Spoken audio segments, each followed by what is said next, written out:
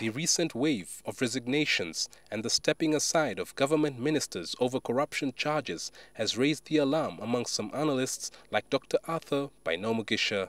But of course it shows also a crisis in government because you have, these are very many ministers that have stepped aside, and of course in my view there must be a paralysis in government.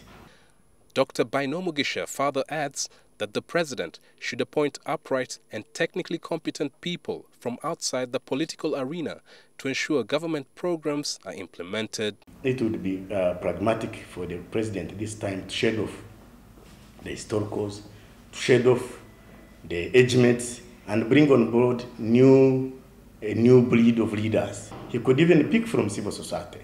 But Vice President Edward Ssekandi and the Minister of Justice have dismissed the suggestion that there's a crisis in government. But I don't think it's an exaggerated statement that is a big problem.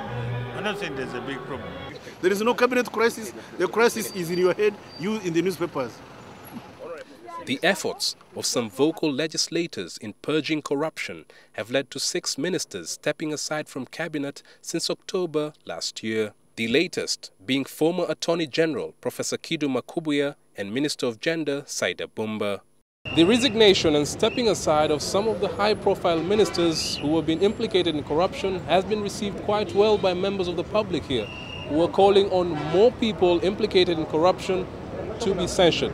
We look forward to see that we have, the changes that are coming. We have ministers and members of parliament who will be very transparent, I would like a minister who is caring, humble, honesty, and not corrupt.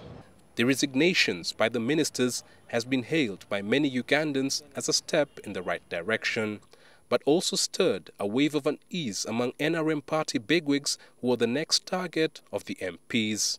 Chris Ochamringa, NTV.